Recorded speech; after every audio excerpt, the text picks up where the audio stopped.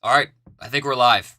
What's going on, Wow. What's going on, everyone? It's Max of BuzzTox here, back with another live stream. This is going to focus on episode 2, so the episode we saw last week, as well as it's going to focus on episode 3. We can talk about what's going to happen. The one thing I will say about the live stream, is I'm going to say the same thing I did last week, is I cannot guarantee you guys are going to be protected from spoilers. That's why I want to open up this to another live stream. Spoilers. The reality is on episode 2. Who's going to be the episode we saw last week. I don't know what people as well as going to focus on. So I'd rather just tell people if you don't want to be spoiled, then don't participate in this discussion. The one thing I will say about the live. So with that being said, I'm going to say the same thing. In terms of like theories and predictions, I cannot guarantee one thing that is you guys is from the spoilers. That's why I want to make Game of Thrones so great for me was season 6, season 2, another live stream. The reality is on episode 2, so the episode we saw last week, we didn't know how as well as focus. So I'd rather just tell people if you don't want to be spoiled, then don't participate in this discussion. The one thing I will say about the live. So with that being said, in terms of like theories and predictions, I cannot guarantee I have you guys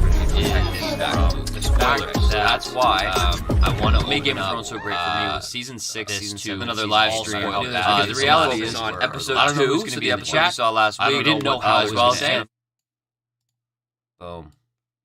Muted that. And I just have my microphone. So I should have fixed the audio. Let me know. Let me know before I continue talking. Before I go on my my 5-minute rant.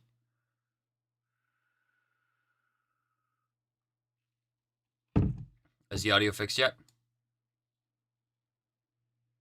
Let's hope. Let me check my stream. I haven't had a technical difficulty like this in a while. It's impressive.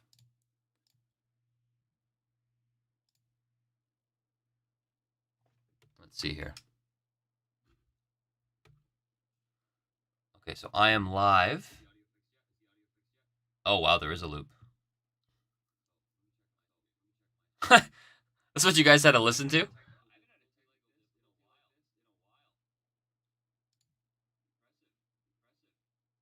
Oh, no. What is causing this problem?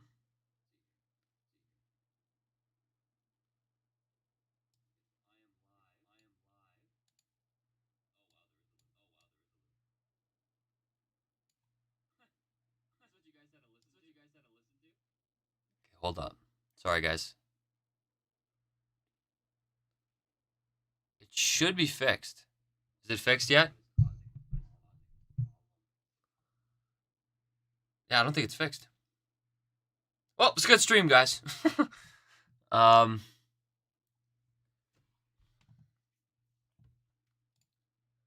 Well, thank you, everyone, for showing up. We'll have a great chat once I figure this out. No.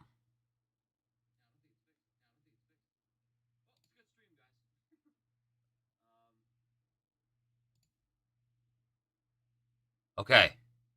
Now, I think I fixed it. Confirm one more time. Yes, it's fixed. Okay, good. Thank you. Now, I'm going to continue on with my rant. What made Game of Thrones so great was we had to, or I as a content creator, got to predict and theorize what was going to happen. We could look at theories, and it was awesome. So, what we do know about House of the Dragon, we know the main bullet points of how it's going to go, but as they said, it is written history. We don't know the intricate details of the plot. I think there are still things here that we can theorize about. There are still things here that we can discuss and theorize and predict. So I think with that being said, I still think there's a lot of things that we can kind of sink our teeth into in this show. Also, the one thing I'll say too is I think we're in dire need of a good new franchise, like a good franchise that we can theorize and talk about. I think that would be very good. So yeah, spoiler warning for those out there. We're going to be having a discussion about this. But on with House of the Dragon. And I have to say, you know, you guys, I'm sure have seen my review. You've seen my reaction. And I am a fan. I love this show. I see people in the comments being like, this guy sees nothing wrong with this show and da-da-da-da-da. I think it's great. I have no problem with any of it. I think it's nice being back in the familiarity of the world. Um, I think they did a really good job at balancing familiarity uh, with something new. Um, Even like everything, like the wardrobe, like the culture, like everything was so great.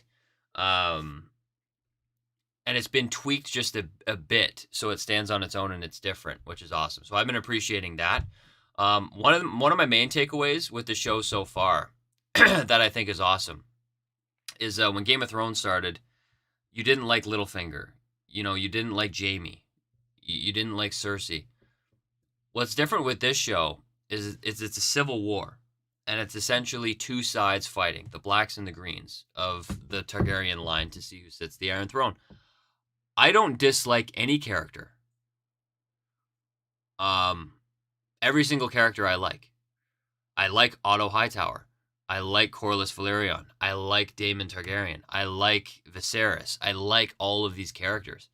Um, I love Rhaenyra. I love Alicent Hightower. Like, there's not one character I don't like, which is good because when you start, when there's conflict between these characters, um, I still have a respect and understanding for both characters. Like I did give the spoiler warning, but where it's going to go with Rhaenyra, and we know that Alicent Hightower is now going to be marrying the king, and we know that we're going to have time jumps, and they're going to have a son named Aegon, and it's funny because I can't blame either of their characters in that situation. I get that Alicent Hightower would want her son to sit the throne. That makes sense. It's her male heir. But it also makes sense that Rhaenyra wants the throne as well. So everything's completely justified. So I was a big fan of that. And it seems like the episode that's coming up, they're really jumping ahead in the timeline. So it seems like we're jumping like a year and a half, 2 years, maybe 3 years in the future, where King Viserys now has a son, Aegon, and Rhaenyra is struggling with that because it's like the elephant in the room, where it's like she is the heir, but they know the king has a male son, so like obviously he's going to be in line, and I think it's a really cool. I like that they're toying with that too, where Rhaenyra is now going to have to deal with getting married, a strategic marriage. Um, so we'll see how that goes. Um, but all in all, what I will say about this episode is I did really like it. I liked how it was like The Bachelor, but for underage like girls. It was Viserys and meeting up with I forget her name, the Valerian girl. Um, but he chose Alicent. Um, so yeah, all in all, I think it was a great episode. I think we're in for a real treat this episode coming up. But let's go to the chat. Let's see who's here. We have Richard Cheney. What's going on, buddy? Run and shoot. We have Be Kind. What's up? We have Carlo Wagner. Hello. We have the programmer of video games. Thanks for coming, guys. So let me just read through the chat here for a bit. Let's hope I can drink my tea. It's really hot. Run and Shoot says my favorite theory channel. Thank you. They say, not gonna lie, you write better stuff than these TV shows really do. Ooh. Thank you so much. I really appreciate that. Hey, if that's true, I'm gonna bookmark you and I'll tell you when I actually write my book, because I'm working on it and I'm excited about it. And I have a 6-book series planned. I know how it begins, middles, and ends. I know everything about it. It is, in my opinion, as someone who wrote it, so I'm very biased, obviously. But I think if I actually did it, it would be like a good show, because it's got the theories, it's got the deep dives, it has a lot of depth to it, and it has everything that I wanted from Game of Thrones. Like all the theories I did for Game of Thrones in the past, it was like it seemed so perfect. Everything seemed to add up, but it wasn't like blatantly there. Like that's what's so great about these theories. It's like a puzzle, and it's like a 1,000-piece puzzle piece, and you finally find that one and you put it in. You're like, oh my god, and I see the picture. It makes sense, but it was very difficult to find. You just have to really look. And it's also nice when you have a story that's like truly fulfilling. And I feel like Game of Thrones kind of dropped the ball on that in season 8, obviously, where you're setting up the Night King and then that blows up. And that's the one thing I'll promise you with this series is this series will be very rewarding and fulfilling by the end of it. I'm at that part of the chat now where people are telling me I had a problem with my stream, so that's good. Programmer says Game of Thrones season 7 and 8 should have been rebooted with an animated series. House of the Dragon is great. Screw animated series, reboot it as an actual series. That's the one thing I don't want to lose the cast. Like I feel like the way it works, like Harry Potter, it's an iconic franchise. It's going to be rebooted, right? Game of Thrones is eventually going to be rebooted. It's what happens. Like they want to make money. And when they reboot it, it will be a very different story. They will do it very different. I just hope I want to see the old cast again. That's my main thing. Carlos says, do you think the end of the series, they will give us White Walker sneak peek, lead us to another show that will follow? Yeah, it's kind of what I was saying before, where it's like, I think strategically, they're going to use these shows to slowly educate us about the world. And then as they educate us about it, they're going to introduce a new franchise that kind of piggybacks off of it. So like an example would be in episode 1, Alicent Hightower and Rhaenyra were talking, and they were talking about Nymeria, like the Dornish warrior queen, right? And we have this new character. What's his name again? It starts with a C. But he was selected as the Kingsguard by Rhaenyra, and he's Dornish as well, right? So it's like this show is educating us about the Dornish. We're going to see more of Dorne. We're going to learn more of Dorne. And then when you do a spin-off that has to do with Nymeria, the audience already knows about Dorne in a good, positive way. So it makes sense to branch that off, right? In terms of Targaryens, like if they didn't butcher Jon's character, that speech at the end of episode 1 where Viserys is talking about, Aegon the First had a dream, and it was the ice of fire, of ice and fire, and there was going to be death that marches or comes, and he knew that a Targaryen had to sit the throne. Well, it's like a perfect slow hint at like Aegon the First Targaryen, and then Aegon the Last Targaryen, which is Jon, and that could feed into a spinoff of Jon Snow. So there's a lot of directions they could go. I think it's natural to do, even though they greenlit the Long Night show, it was called Blood Moon, and then it fell through. But it would make sense to have a show where this show is about fire. It is about Targaryens. And it would be cool if they had a complimentary show that was about ice, right? But that's why I want them to redo the last season, is because doing a series on the Long Night and the Night King is valueless because we know his end already, and it's not epic. It's not pretty. We're gonna watch the Long Night series and see the Night King as this giant gargantuan threat, but we know that he gets killed on his first attack on a castle, right? So he wasn't justified. So now that whole history has been tainted. Yeah.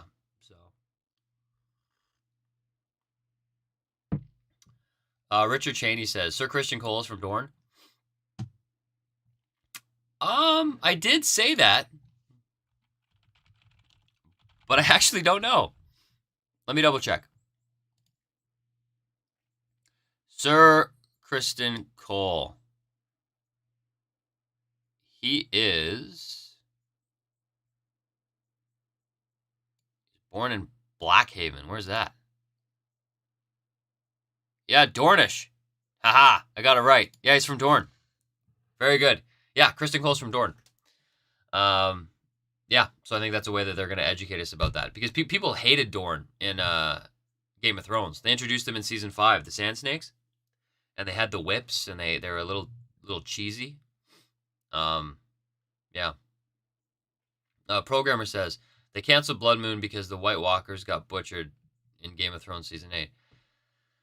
Yeah, like I don't know why. I read something from the producer, and he said that he just felt like it didn't have the same magic as season 1 of Game of Thrones, as episode 1 of Game of Thrones, and he just felt like it didn't go anywhere truly fulfilling. Because where's it gonna go, right? We know the story of Azor Ahai. He stabs his wife and pulls a sword of fire. Would that happen? How are they going to interpret that? How can you effectively show them defeating or pushing the Night King back? How do you show that? And then you'd have a villain that would be the most incapable in history, right? At least with some theories out there, like the Night King with babies, like converting babies. Like, I always love the theory. I talked about this on my show. And I wanted them to do this with Daenerys and Jon. Well, I was like 50-50. But like, if the Night King is such an unstoppable force and he's the dead, what if when the Night King came south and he met Azor Ahai, Azor Ahai tempered his sword in a lion, a Lannister. He tempered his sword in, da-da-da-da. And then he tempered his sword in his wife. And instead of pulling a sword of fire, the sword that he was tempering was his genitals, and he essentially created a child. And Lightbringer is a baby, right?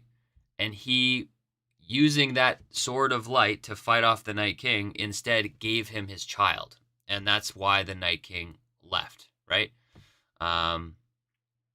So that could have been the story. But they decided not to, so that's fine.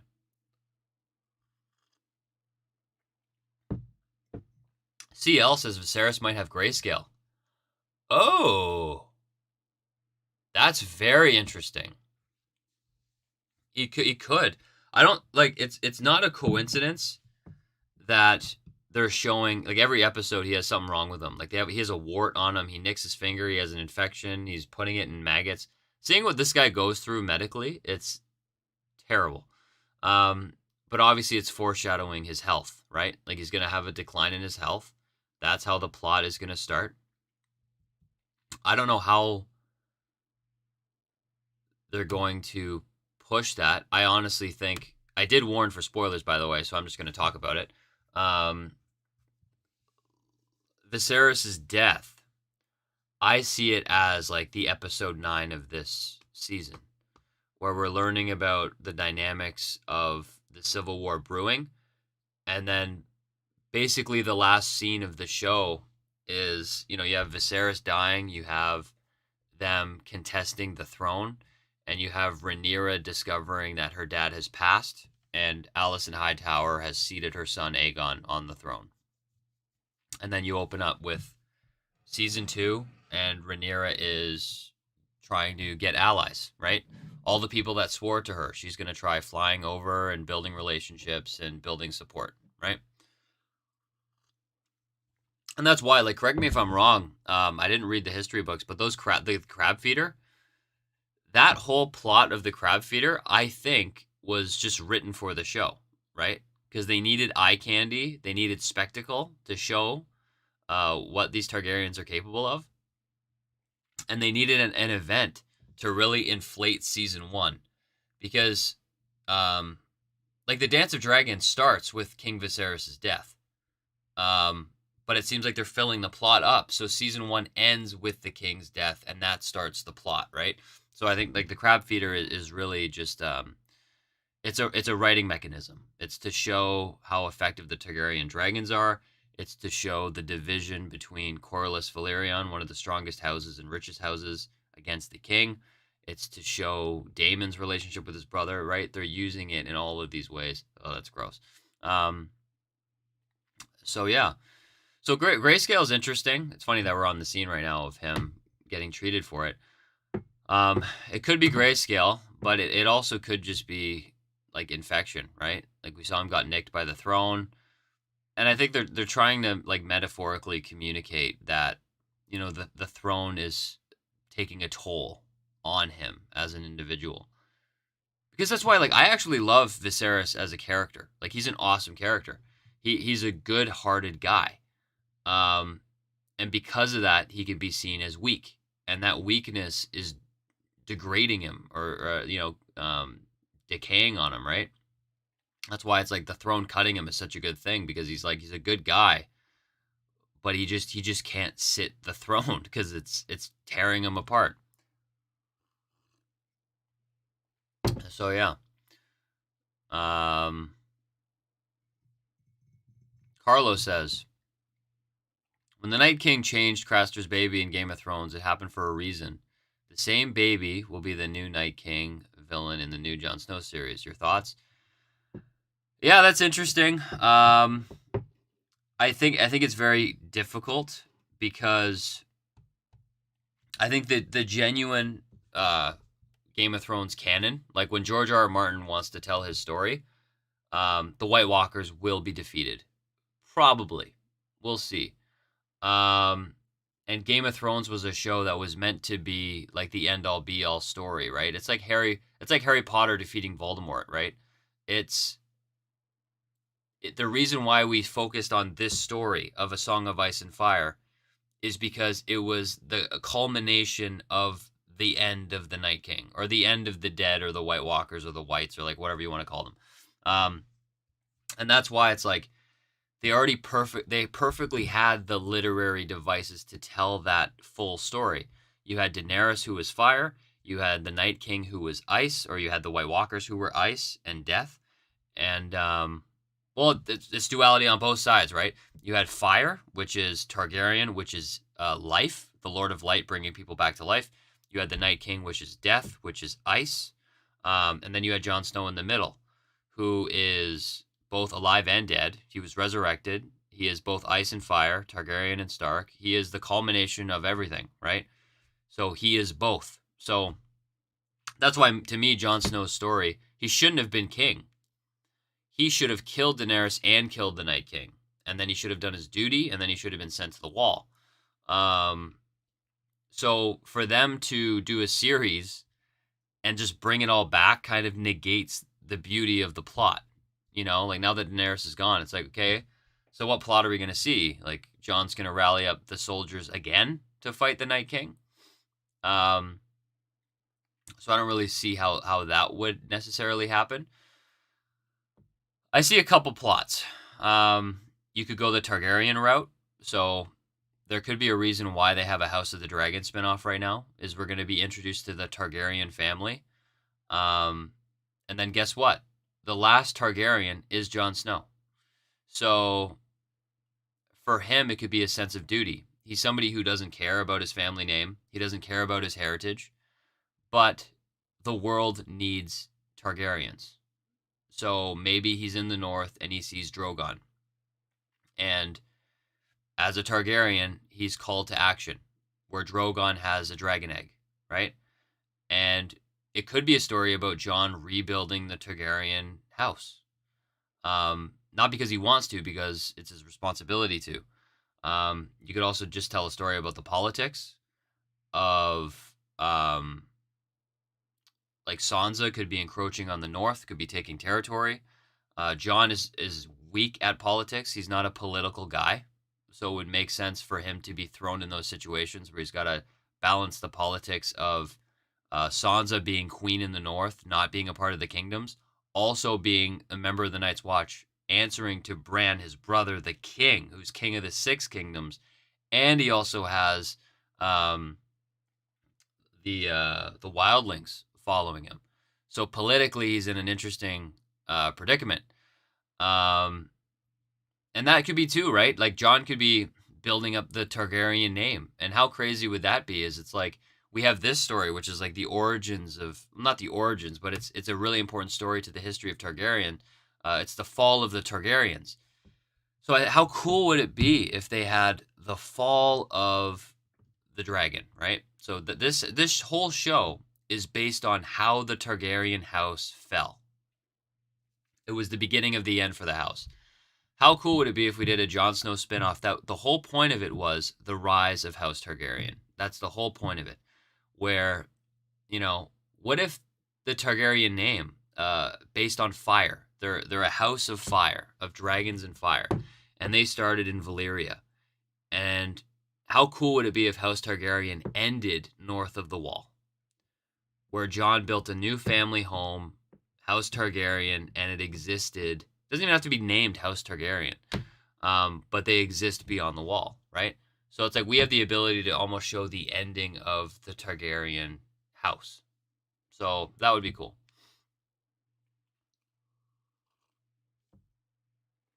Programmer says, every White Walker died when the Night King did, so the baby walkers are gone too. The White Walkers are buried for good. Yeah, that's true. Yeah, so in that instance, right? And bringing the White Walkers back at this point, it's not... it would completely make this Game of Thrones irrelevant. So, yeah. What else do we got here? Carlos says, I believe this is why King Viserys is stressing on the winter that is coming. Yeah, potentially. The poor guy thinks he's going to have to fight a war, and he doesn't fight any wars. That's not what he does. So, yeah, definitely he's stressed out. That's the one thing I will say about King Viserys, is I really enjoyed, I especially in this show, you can see these characters and learn about them so well. And, like, Viserys is more of a diplomat. He's like a kind-hearted guy. But it was cool seeing the dynamic with Rhaenyra, where when they're talking about the crab feeder, Rhaenyra's like, let's just get a dragon and show them our might as a house, right? Where, yeah, Carlos Valerian, is Corlys Valerian shares her sentiments. So we're seeing that Rhaenyra is actually almost more fit to lead in essence of her strength, right? And that's interesting, right? Because we're seeing that this character is very capable, and she would be the first woman to lead. But there are essences where she is more capable than her dad. So, but that's it too. Yeah, Richard Cheney says Daemon sits on the throne like it was comfortable. Yeah, and that's the perfect duality, showing who these characters are. Like Viserys completely, he didn't even consider his brother. He said, "Oh, Daemon doesn't want to be king. He doesn't have the mind for it." Da da da da da. But the reality is clearly being king is taking a toll on Viserys just because of his nature, right? He doesn't have the stomach for it. Whereas Daemon, even though he's seen as somebody who can be ruthless, like with the Gold Cloaks, he is somebody who is also effective. And he knows it too. He told Viserys, like, you're weak. He knows his brother is weak and he's going to get trampled on. And you see the manipulation too. Like Otto Hightower, the Hand of the King, like he's been great to the king. But Otto Hightower is playing chess and Viserys is playing checkers. Where Otto is saying to his daughter, go visit him. And for like 6 months to a year, 6 months, I think, he had his daughter, Alicent Hightower, building a rapport with the king, building a comfortability because the king was vulnerable. So by the time the king was ready to marry, he only wanted to marry Otto's daughter. And that is such a smart move because Otto didn't have to explicitly say anything. He didn't have to encourage the king to wed. He encouraged the king to take his time because the more the king took his time, the more he was able to build a rapport with Alicent. So it worked out perfectly. Otto single-handedly manipulated the king without the king even realizing it. And because of that, he didn't even wed House Valerian, which would have been a huge advantage to the house. So yeah, it's political moves like that I like respect. And like Otto Hightower, I really like him as a character. But Chaz says HBO needs to hire me as their new writer. Hey, that would be great. I would love that. That's why, dude, man. That's why I'm really excited about my book. It will get done. I just don't know if it's gonna take 1 year or 5 years, but it's gonna get done. It's annoying too because I really want to talk about it. But I don't want to spoil it. It would also turn into like a jumbled mess. But I've been working on it for 2.5 years. So even worst case scenario, if it doesn't go anywhere, I'll send you a copy, and then you guys can theorize and predict on my stuff.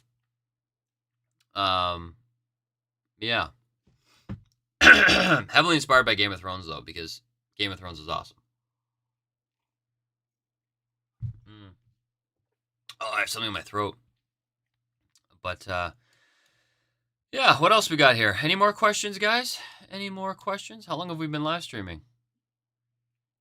About 30 minutes? Interesting. It's getting hot in here. All these lights. You guys can't see it. I have a light here that shines directly on my face, and it's so bright it changes my color perception. Like greens turn into yellows because I'm staring at this lamp for an hour. It's pretty intense, but it's worth it for the lighting. What is this scene here? I'm trying to remember. Let's see.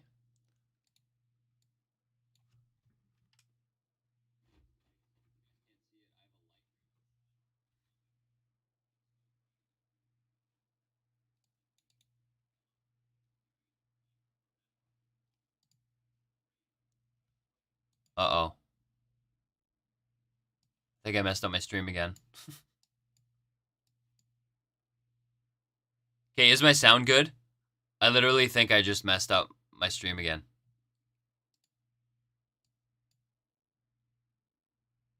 Yeah, I'm just going to keep talking. Tell me if there's an issue. Also, I want to bookmark this scene right here. I love the scenes between Alicent Hightower and Otto. Because it's like, I haven't seen anyone say this.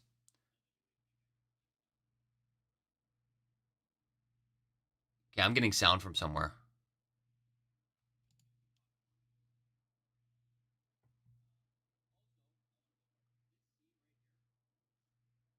Okay, whatever. Yeah, so this scene with Otto Hightower and Alicent Hightower, like, I feel like people don't give her enough credit as an actress. I think she did such a good job. Because it's like clearly she's stressed out, but I like it because she's not like a standard damsel in distress. Like, she's not just someone who gets wed away. She clearly knows the reason why she's visiting Viserys. And just seeing her relationship with her dad, I also think is interesting because they have a loving relationship, right? Because that's a sign of the times. That's what you do, is you wed your daughter off. So I just appreciated just all the relationships in the show. I have to say are really good. I was really impressed. Programmer says, "Didn't you say?" Oh, we're talking about my book again. Didn't you say that your book series is Game of Thrones or Westworld inspired? It's like a cross between, if you took like Harry Potter, Westworld, Game of Thrones, and Hunger Games and like put it in a pot. But it's like not what it is. It's like any type of fantasy. It's like they're inspired by other works of fantasy. Like if you look at Game of Thrones, it's like it's very inspired off Lord of the Rings. Like George R. R. Martin took big inspiration from Tolkien, but he made it his own. He grounded it. He made it more political. He made a lot of changes, right? Yeah, my biggest thing is I just wanted everything to make sense. So like my magic system had to be 100%, everything had to make sense, but then I also had to like justify it to me in a way that I don't even have to explain it to you, but it makes sense. And everything has to work together. So like what's great about Game of Thrones is you have ice and fire and the duality of how those work together. So for me, it was the same thing. It's like, how do you create something that actually makes sense? You buy it and it makes sense, but it also, every single book, you have new revelations and it gets deeper and deeper and deeper, and every depth that you go makes sense, right? So that's kind of where I'm going with it. John says, "Do you think someone killed the baby?" No. Even if someone did, they wouldn't address it. I think they made it clear, like his son died, and I think he just died. Like it's a problem that he had with his wife. They weren't able to have kids. She had a couple of miscarriages, and she had issues. So I think it was just that the baby didn't survive, right? And that won't be addressed now for the rest of the show because the king's got Aegon, his son, now. So that's going to be an interesting dynamic because it's like the king knows that the son is going to be the heir, even though he swore everyone to Rhaenyra's cause. It's expected of him to get a male heir, and the family house is vulnerable.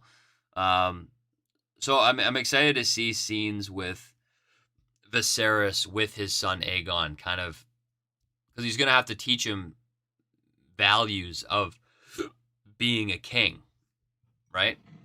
And then his aptitude with Rhaenyra is going to change, where now it's less about her leading and more about her obligation to marry a man to bring their houses together and to create good allies, which it seems pretty obvious that he's going to try and marry her off to House Valyrian. They're going to want to patch that up because clearly with the crab feeder, Corlys is not the king's biggest fan, and he's turning to Daemon.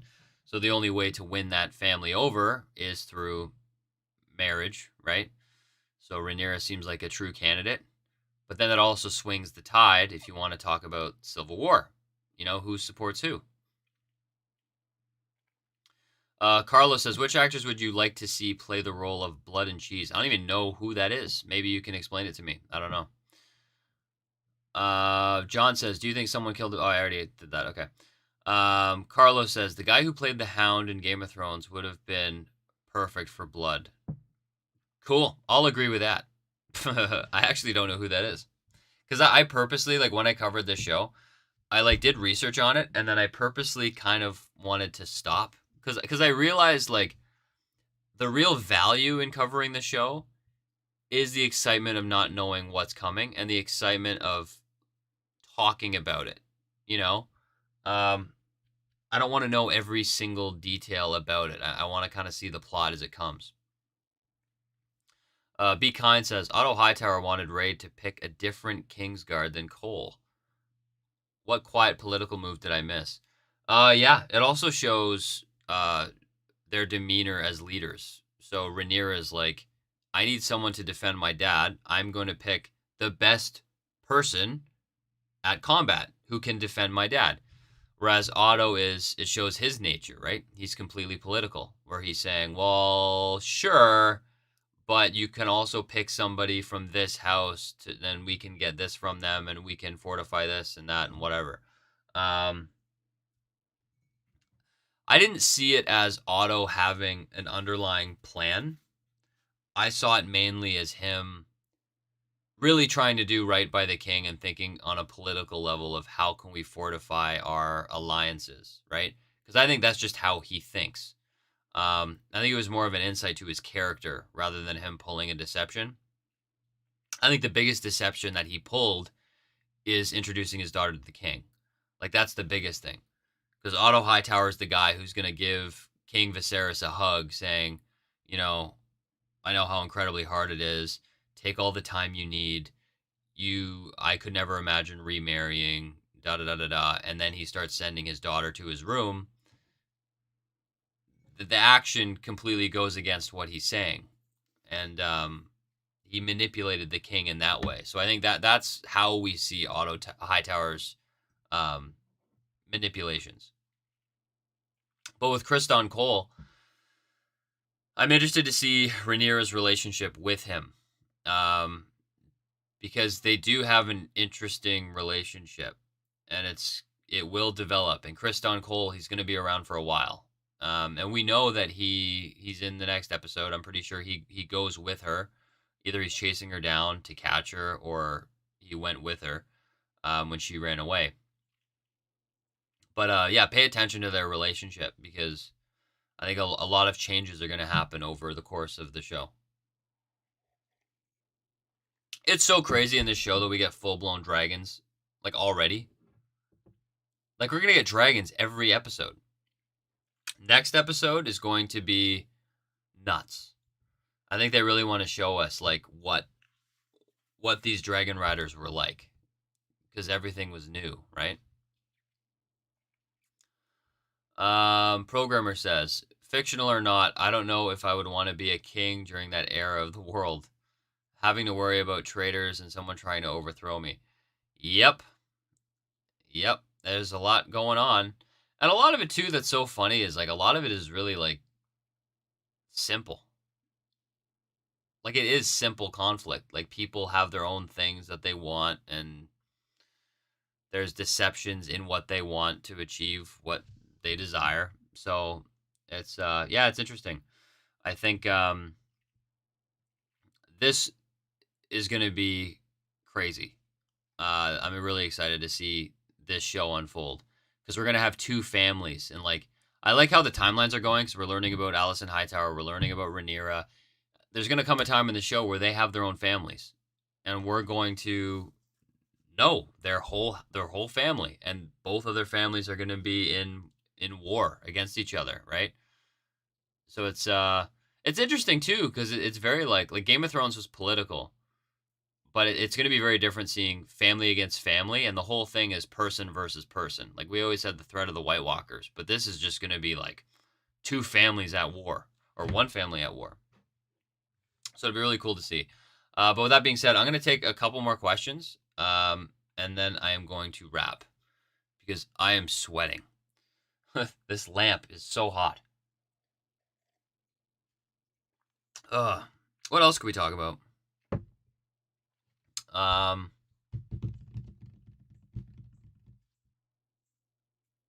what else can we talk about?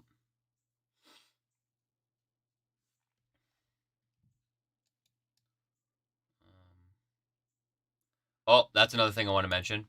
This scene here between Viserys and his daughter Rhaenyra, I thought it was awesome. All these little scenes in the show, I am a big fan of. Um, like they nailed it once again, like the subtlety of everything. And the end of this episode, like this was a really big reveal here that he was gonna marry Alicent Hightower. Um, and then now Corlys is colluding with Daemon, which is like we're moving so quick. Like the next episode is like a year and a half, 2 years in the future. So we're definitely next episode we will see Daemon and Corlys deal with the crab feeders. Um, but what I said before, I think Viserys is so weak as a king that basically Viserys and Daemon are gonna go burn the beaches alive, and they're gonna just like decimate the beaches, and that's exactly what the king didn't want. But the king has no power because he needs House Valyrian. So what he's gonna do is he's gonna offer Corlys's son to wed his daughter Rhaenyra, right? Which is pretty funny because it's going to show how little power he has. That instead of punishing the house, he can't. So Corlys goes against the king's word, starts a war, and then he gets rewarded by having his son marry his daughter. So, like, really, and then he's not going to be able to do anything with Daemon, because he cares for Daemon, and that's the thing too. Like, Rhaenyra is going to probably return to Dragonstone when she comes of age, which is probably going to be next episode or the episode after, and she's going to live in Dragonstone. And then Daemon's going to be banished to the Vale, and he's just going to be like, nope. And he's going to go to Dragonstone and hang out with Rhaenyra.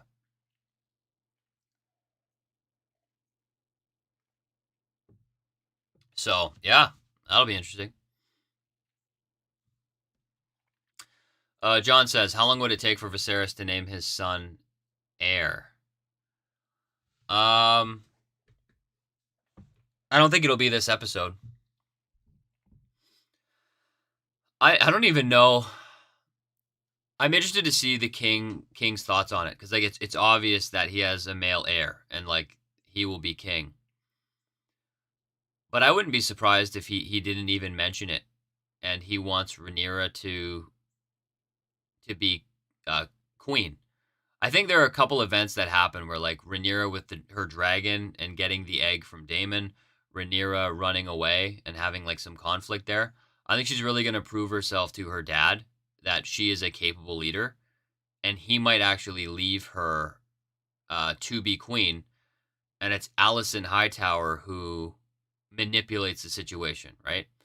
Um, like all like in terms of what we see in, if you go to Game of Thrones special features, they talk about the story of the House or the Dance of Dragons. And mute me for now if you don't want to hear. So mute, and then I'll shake my hands when I'm done talking about it.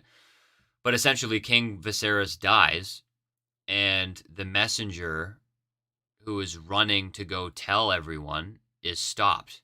And Alicent Hightower basically orders like a seize of the castle to make sure that nobody hears, so she can plot her move to ensure that Aegon is king, right? So there, it's almost because the conflict is still there. So I think it's more Rhaenyra is still going to be queen, but there's some manipulation there. But spoilers over. Sean Perry says, "Will we see blood magic or White Walkers? Something magical?" Nope. White Walkers are definitely gone. Blood magic coming back to life? No. I see this is purely like a political story. So 2 family houses. I don't think there's going to be resurrection. I think we'd see like a red priest maybe. But outside of that, no. I don't think we're going to see anything. Maybe we'll see like a red priest, but that's about it. Sean Perry says, "I hope some magical being or creature myself. Something has to top the White Walkers from GOT." But that's the problem. Like nothing is going to top the White Walkers from GOT. Like that was a part. Like when you think of A Song of Ice and Fire, that's like a part of the world. Like White Walkers are the world. Like there's not just going to be this other threat, you know? That's why we're at a point where everything now is a political threat. Like the magic we get here is dragons. So it's fire. It's going to be dragon on dragon. In terms of the future of Game of Thrones, like you can't bring a new magical entity because then it's not Game of Thrones. The epitome of Game of Thrones is life versus death, you know? And death is now gone. You know, it is summer versus winter. So, yeah, I think they kind of removed that, but we'll see. But I think I'm going to wrap the stream there. Thank you, everyone, for showing up. Thank you, Sean, Programmer of Video Games, John, Be Kind, Carlo, Chaz the Berg, Programmer of Video Games, if I said that, Richard Cheney. Yeah, it was a good stream. Thank you guys for showing up. We will have a stream next week. I'm still trying to figure out a good time. Like Sundays have just been working for me because I've been really busy. But yeah, I'm excited to cover the show, see what happens in episode 3. But until next time, I'll see you guys later. See ya.